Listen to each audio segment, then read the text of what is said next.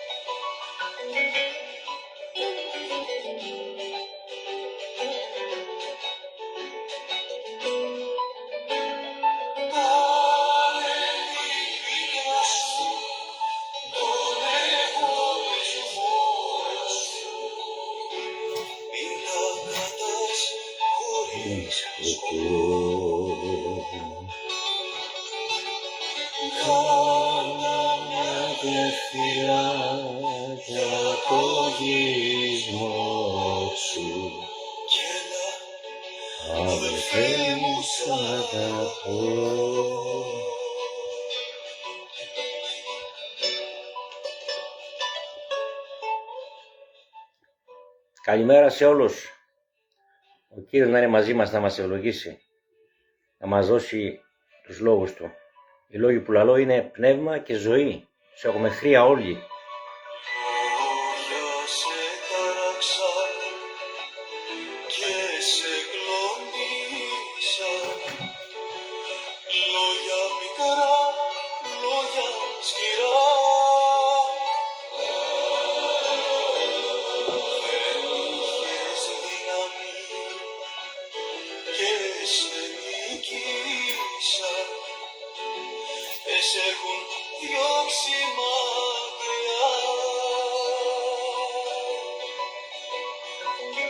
Αλληλούια.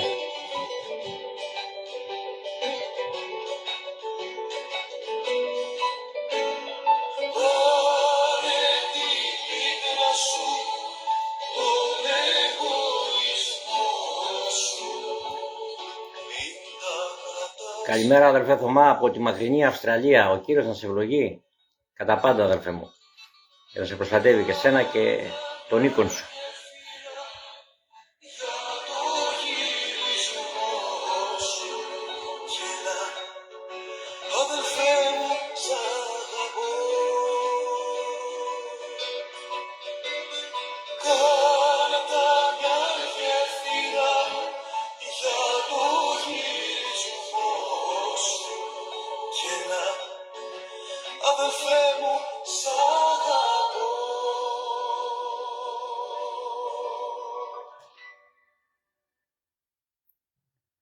Δόξα εις τον Κύριο μας, τον Ιησού Χριστόν, αγαπητοί μου φίλοι. Να κάνω μερικές κοινοποιήσεις αν προλάβω. Ο αδερφός μας ο Θωμάς είναι μέσα, δεν ξέρω αν μπορείς να κάνεις κάποια κοινοποίηση σε κάποια ομάδα χριστιανική αδερφέ μου. Θωμά.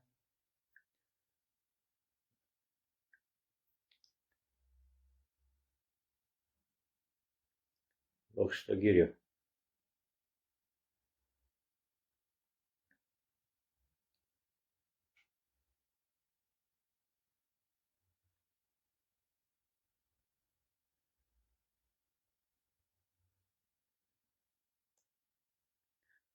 Δώστε μόνο λεπτάκι, με τη χάρη του Θεού. Θα πούμε σημαντικά πράγματα.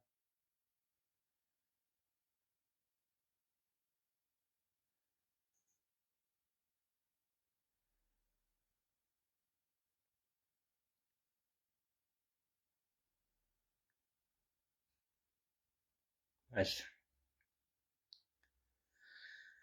Δόξα στον Κύριο, αλληλούια.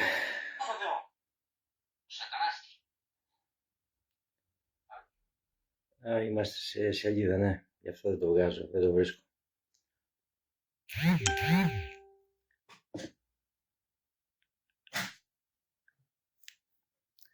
Προφανώς κάποιος μας έκανε κάποια κοινοποίηση, δεν μπορώ να το βρω γιατί είναι στη σελίδα αλήθειες που λέγονται χριστιανικά και πρέπει να λέμε αλήθειες, αγαπητοί μου φίλοι, αγαπητές μου φίλες, γιατί το ψέμα είναι από τον εχθρό. Ο Ιησούς Χριστός είπε ότι ο πατέρας του ψεύδους είναι ο σατανάς, ο διάβολος. Δεν πρέπει ο χριστιανός να ακούει και να λέει ψέματα. Όταν διαπιστώσει ότι κάποιος του λέει ψέματα, ακόμα και στην εκκλησία που πάει, και κάτι τον ακούει, είναι υπόλογος των πραξιών του. Κάθεσαι και ακούς τον άλλο να σου λέει ψέματα και να σε κοροϊδεύει και εσύ κάθεσαι και τον ακούς και το σέβεσαι. Μα πίσω του είναι εχθρός, ο διάβολος, ο ψεύτης, ο πατέρας του ψεύδους. Υπάρχουν εκκλησίες που λένε ψέματα. Έχουν κάποιο όφελος, κάποιο κέρδος, αν όχι οικονομικό, πνευματικό. Βλέπουμε πώς έχουν παρεκτραπεί οι εκκλησίες. Έχουν γεμίσει με ψεύτη τον κόσμο, τους οπαδούς τους. Να μην τους υποπιστούς, γιατί αυτό που πιστεύουν είναι έξω από κάθε πραγματική αλήθεια του Λόγου του Θεού. Θα λατρεύουν κάρες νεκρών, νεκρά κεφάλια δηλαδή, οστών, κόκαλα. Να λατρεύουν παπούτσια που κάποτε φορούσε ο τάδε κάποτε που ήταν Άγιος. Δηλαδή πράγματα τα οποία είναι εκτός πραγματικότητας. Και όμως οι άνθρωποι τα πιστεύουν με ευλάβεια, έχουν πλανηθεί. Αλλά αυτοί που τα δημιουργήσαν όμως είχαν κάποιο κέρδος. Και αυτό διαιωνίζεται. Αλλά πρέπει να σταματήσει. Πρέπει να επιλάμψει ο φωτισμός του Ευαγγελίου. Πρέπει να έρθει η αλήθεια εις το φως και θα έρθει. Για να φύγει κάθε σκοτάδι από κάθε πτυχή ανθρωπίνου νου. Το Ευαγγέλιο κηρύττεται με δύναμη Πνεύματος Αγίου σε όλο τον κόσμο. Είναι ένα από τα σημεία των εσκάτων ημερών. Είμαστε πολύ κοντά στο τέλος. Και ο Κύριος θα μεγαλουργήσει. Αλλά πού όμως? Στο δικό του το στρατόπεδο, στους δικούς του ανθρώπους. Θα έρθει μία αναζωπήρωση, την οποία θα την κάνει ο Κύριος, την αναζωπήρωση αυτή, αγαπητοί αδερφοί. Αλλά πρέπει εμείς να το πιστεύουμε και να περιμένουμε την αναζωπήρωση, η οποία θα λάβει μέρος όχι μόνο στην Ελλάδα και στην Κύπρο, αλλά σε όλο το πρόσωπο της γης. Με εργάτες που ο Κύριος έχει επιλέξει. Γιατί είναι δύσκολο αυτό το έργο. Όπως ήταν δύσκολο το ξεκίνημα του έργου του Θεού με τους 12 Αποστόλους που ξεκίνησε ο Κύριος. Αργότερα έβγαλε κι άλλος ο Κύριος. Ο Παύλος ανερώθηκε προσωπικά σε αυτόν.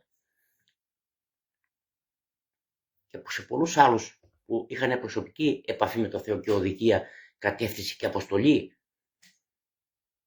Θα δυσκολέψουν τα πράγματα. Λίγοι είναι οι πιστοί. Και μακάρι αυτός θα μείνει πιστός μέχρι το τέλος. Ακούγοντας τη φωνή του Θεού και πράττοντας τη φωνή του Κύριου, γιατί λέει, γιατί με λέτε Κύριε, Κύριε? Μιλάει στο λαό του. Φωνάζει Κύριε ο άλλος, Κύριε ο άλλος. Ναι, για να πεις κάποιον Κύριο δεν μπορείς να τον πεις αν δεν είσαι αναγεννημένος. Η μη δια Πνεύματος Αγίου λέει. Το Πνεύμα του Άγιου είναι που δημιουργεί την αναγέννηση. Και τον ονομάζεις Κύριο, κυρίαρχο τον Κύριο. Τι είναι? Δεν είναι ούτε Χριστός απλώς, ούτε Χριστούλης, όπως τον ονομάζουν κάποιοι θρησκευόμενοι. Είναι ο ακρογωνιαίος λίθος. Είναι το Α και το Ω, όπως είπε ο ίδιος.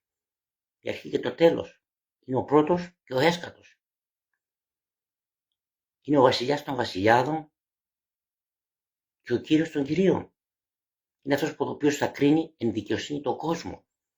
Σε μένα εδόθηκε, λέει, πάσα εξουσία εν ουρανό και επί της γης. Να σταματήσουν οι άνθρωποι να λατρεύουν ψεύτικους θεούς. Ψεύτικα ιδάλματα. Δεν σώζουν αυτά. Σώζει μόνο ο Ιησούς Χριστός. Και η γνήσια αληθινή πίστη στο πρόσωπο και μόνο του Ιησού Χριστού και στο Ευαγγέλιο του που μας άφησε σαν κληρονομιά του. Καινή Διαθήκη. Αλληλούια. Θα επιμείνω αυτές τις ημέρες για την αναζωπήρωση, η οποία θα έρθει. Με έχει μιλήσει προσωπικά ο Κύριος πολλές φορές. Αναμένουμε, αλλά όμως υπάρχει ένα εμπόδιο για την αναζωπήρωση. Αυτό το εμπόδιο είναι μέσα στις εκκλησίες. Είναι μέσα στην αδελφότητα. Κατάφερε ο εχθρός να δημιουργήσει ρήγματα εντός των εκκλησιών, των εκάστοτε εκκλησιών. Και να μην παραξενεύεστε, λέει, καθώς αυτός ο σατανάς μεταμορφώνεται εις άγγελο φωτός. Τι σημαίνει αυτό? Έρχεται με μορφή ευσεβίας, με ένα καλό πρόσωπο, με μια καλή μαρτυρία, να οδηγήσει πιστούς ανθρώπους. Και αντί να τους οδηγήσει στο καλό δρόμο που είναι ο στενός, ο τεθλιμμένος, που μας έχει βάλει ο Κύριος, και να συνεχίσουμε σε αυτόν τον δρόμο για να φτάσουμε στο τέρμα που είναι η αιώνια ζωή, χάνουμε το φως σιγά σιγά, γιατί αυτός που μας οδηγεί δεν έχει φως. Είναι τυφλός. Και ένας τυφλός, λέει, αν οδηγεί άλλους τυφλούς, αμφότεροι θέλουν σου πέσει εις βόθρον, σε ένα βαθύ χαντάκι. Δυστυχώς αυτό συμβαίνει σήμερα. Οι περισσότερες εκκλησίες έχουν χάσει το φως. Έχουν χάσει την οδηγία. Δεν εμπιστεύονται τα χαρίσματα. Δεν έχουν διάκριση πνευμάτων να διακρίνουν τα πνεύματα ποια είναι εκ του Θεού, ποια χαρίσματα είναι εκ του Θεού, πώς μιλάει ο Κύριος, πώς φανερώνεται ο Κύριος. Γιατί ο Κύριος δεν άλλαξε. Είναι ο ίδιος εχθές, σήμερα και εις τους αιώνες. Το πρόβλημα λοιπόν είναι μέσα στις εκκλησίες. Αυτό είναι το εμπόδιο για την αναζωπήρωση. Και σήμερα θα μιλήσουμε σαν ξεκίνημα για κάποιες οδηγίες και κάποιες συμβουλές για το ποίμνιο, για τα ποιηματικά καθήκοντα, τα οποία ξεκινάνε με την πρόσκλησή μας από το Θεό. Πρέπει να υπακούσουμε στον ποιμένα και επίσκοπο των ψυχών μας. Από εκεί ξεκινάει η ποίμανση. Διαβάζουμε το Λόγο, ακούμε το Λόγο και ο Θεός έρχεται και μας αποκαλύπτει το Λόγο. Μακάρι είστε, λέει, διότι σε εσάς δόθηκε να γνωρίσετε τα μυστήρια της Βασιλείας των Ουρανών. Μακάρι, τις ευτυχισμένοι, που μας δόθηκε αυτή η χάρις από το Θεό.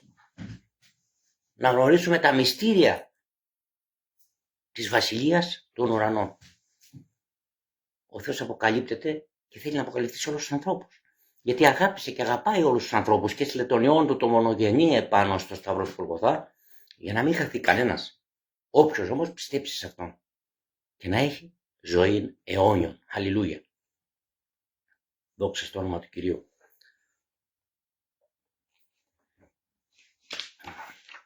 Αλληλούια.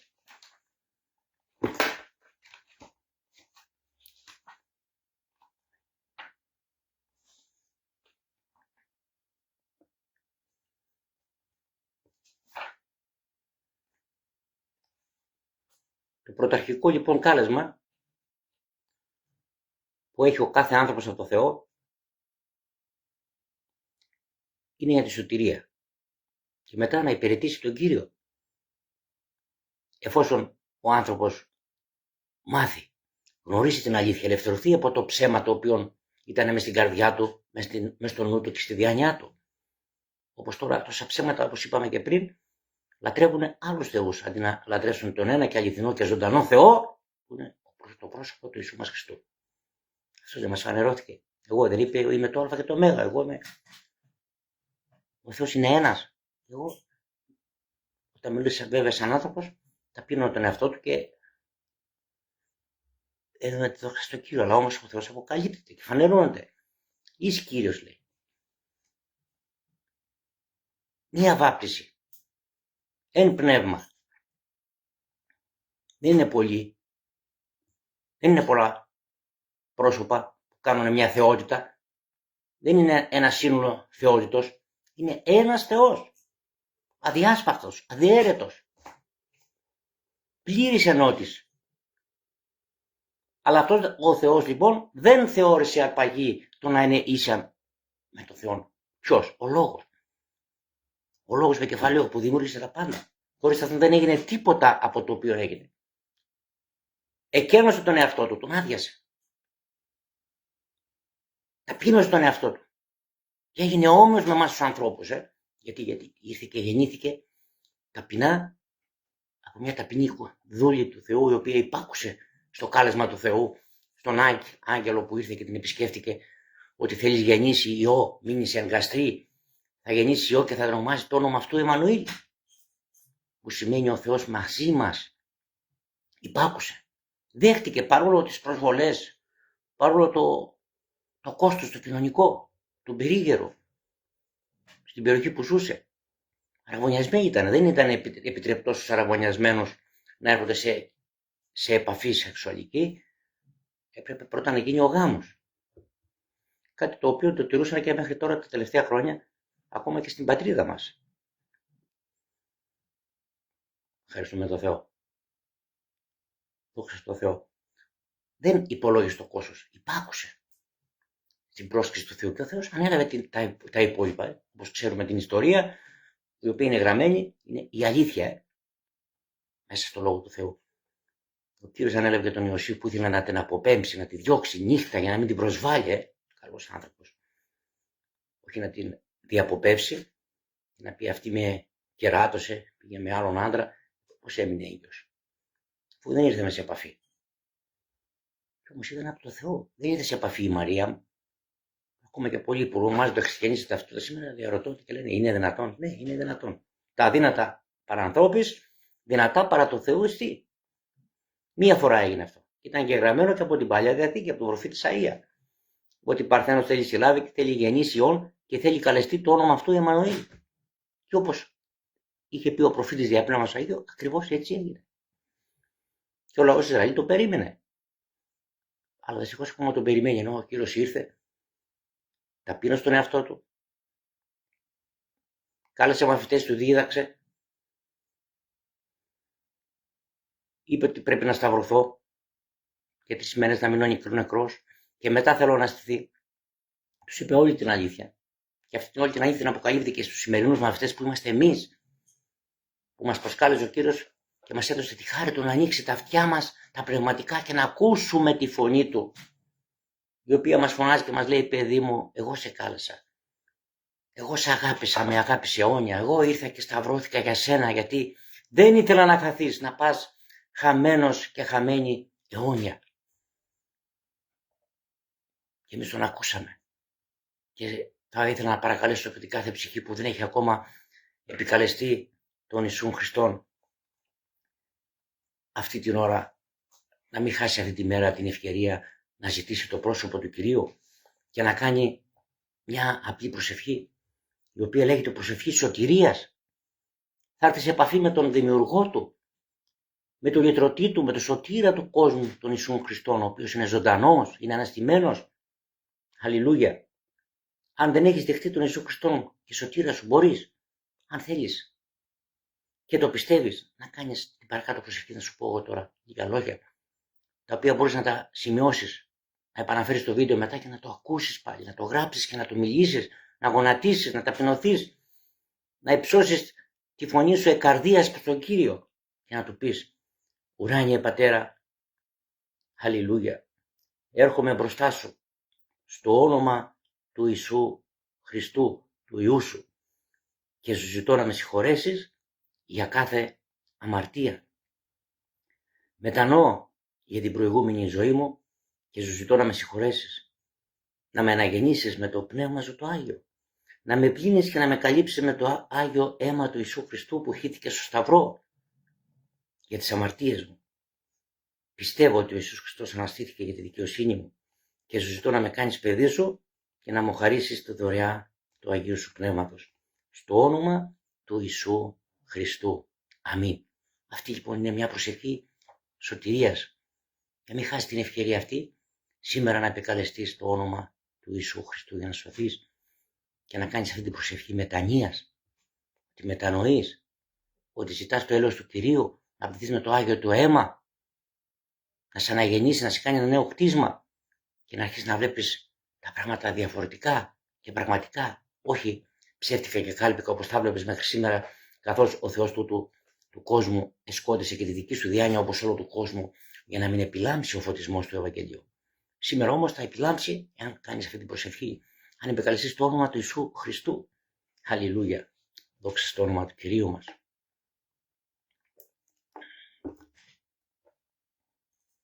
Ευχαριστούμε τον Θεό. Θα έχουμε κάθε μέρα μάθημα. Ευχαριστούμε τον Θεό. Αυτή η ποιηματική διακονία λοιπόν είναι πρωταρχικό κάλεσμα και είναι από το Θεό προσωπικά για τον κάθε άνθρωπο. Αλλά σήμερα οι περισσότεροι άνθρωποι τι κάνουνε? Γυρίζουν την πλάτη στο Χριστό. Δεν θέλουν το Χριστό. Δεν πιστεύουν στο Χριστό. Μα η ταυτότητά τους λέει ότι είναι χριστιανοί. Είτε χριστιανοί ορθόδοξοι, είτε καθολικοί, είτε μιας άλλης θεωρίας ή δόγματος αν θέλετε. Του Χριστού είμαστε κι εμείς. Ναι.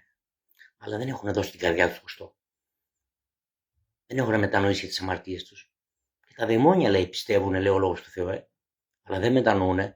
Και ο Σατανάς ο ίδιος πιστεύει στο Χριστό. Ξέρει ότι είναι αυτός ο δημιουργός του. Αλλά όμως ξέρει ότι και αυτός θα του στείλει στην κόλαση την οποία έκανε για αυτόν. Γι' αυτό οι μέρες του είναι ολίγες, γι' αυτό έχει λύσα μεγάλη εναντίον των παιδιών του Θεού, εναντίον του κόσμου. Μίσος, κακία, για να στείλει όλους τους ανθρώπους θέλει στην κόλαση μαζί του. Ο Χριστός κάνει αγώνα όμως για να ελευθερώσει τους ανθρώπους από την επερχόμενη οργή του Θεού και να επιφέρει στους ανθρώπους τη σωτηρία.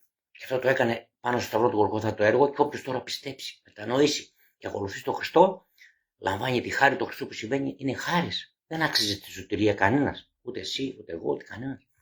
Αλλά επειδή όμως πιστέψαμε στην Σταύρωση και στην Ανάσταση του Χριστού και στη θυσία του Χριστού και στο έργο του Χριστού, λαμβάνουμε τη χάρη, δηλαδή σωζόμαστε διαχάριτος. Και όχι εξ έργων, όπως ήταν στην παλιά διαδίκη, τα οποία δεν μπορούσε παλιά να σωθεί κάποιος άνθρωπος, γιατί σε ένα παράπτωμα να έπεφτε, αμέσως καταλογιζόταν και αυτό σαν αμαρτία, οπότε διαγραφόταν όλο το καλό, ο καλός βίος ο οποίος είχε. Αλλά τώρα η χάρη του Χριστού, ό,τι και να κάνει ο άνθρωπος, είναι πληρωμένο πάνω στο σταυρό του Γολγοθά. Το πλήρωσε άπαξ, λέει, ο Ιησούς Χριστός. Θυσιάστηκε άπαξ για τις αμαρτίες μας και αναστήθηκε, λέει, άπαξ μία φορά για τη δικαιοσύνη μας. Μας δικαιώνει δηλαδή. Όπου υπερίσσεψε η αμαρτία, επερίσσεψε η χάρις του Ιησού Χριστού. Ευχαριστούμε τον Θεό. Ο Θεός λοιπόν είναι που καλεί τον άνθρωπο να το σώσει. Προσκαλεί και σένα.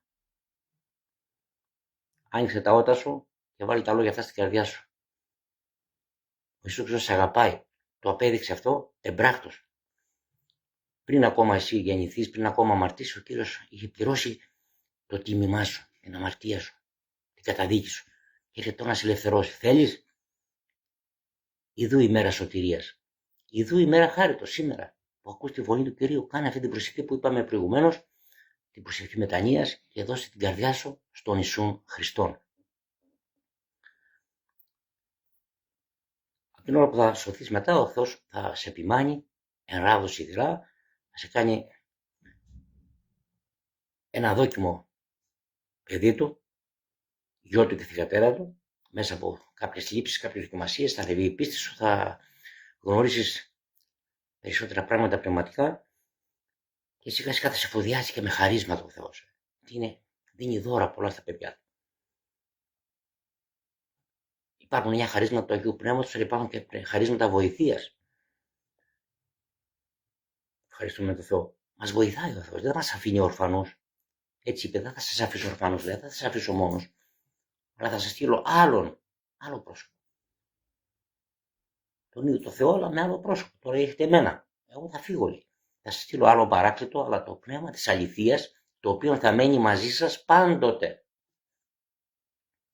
Δεν μένουμε ορφανοί. Είναι δίπλα μας πάντα. Αρκεί να το πιστεύουμε και να κάνουμε αυτό που είπε, να πληρούμαστε δια πνεύματος Αγίου. Δεν μπορεί να γεμίσει με το πνεύμα του Άγιο κάποιος ο οποίος δεν το πιστεύει, δεν το έχει λάβει ή νομίζει ότι το έχει λάβει ενώ δεν το έχει λάβει. Υπάρχουν πολλές θεωρίες, πολλές διδασκαλίες και υπάρχει σκίσμα μεταξύ των εκκλησιών. Γι' αυτό είπαμε και στην αρχή ότι υπάρχουν εμπόδια μέσα στις εκκλησίες για την αναζωπήρωση. Δεν υπάρχει ένα πνεύμα, μια ομοψυχία, μια ομοφωνία. Υπάρχουν απόψεις που δίστανται μεταξύ τους και αυτό δημιουργεί φασαρίες, προβλήματα και ο Θεός είναι Θεός τάξης και ειρήνης και δεν μπορεί να ακούσει προσευχές όταν υπάρχει τέτοιο πνεύμα. Ακατάστατο πνεύμα. Υπάρχουν κρίσεις, λαλιές, κατηγόριες, υπερηφάνειες, εγωισμοί. Εμείς είμαστε καλύτεροι, εμείς δεν είμαστε σαν τους άλλους. Δεν μπορεί ο Θεός να βλέπει τέτοια πράγματα. Δεν μπορεί να ακούσει προσευχές. Δεν μπορεί να απαντήσει, δεν μπορεί να κάνει αναζωπήρωση. περιμένει να ταπεινωθούν τα παιδιά του Θεού. Να εξητήσουν το πρόσωπο του Κυρίου καρδίας, με ταπεινοφροσύνη και με πραγματική αγάπη, ανυπόκριτη δηλαδή. Τότε ο Θεός θα υπέμβει. Τότε ο Θεός θα φανερώσει τη δόξα του. Τότε θα λάμψει ο λαός του Θεού, όπως λέει ο λόγος του Θεού. Γι' αυτό φταίει γιατί έχουμε κάποιο βαθμό σύγχυση πάνω στην αξία, στη δύναμη της διαγωνίας και την έχουμε επιβιβάσει σε ένα επίπεδο απλό κηρύγματος. Αλληλούια.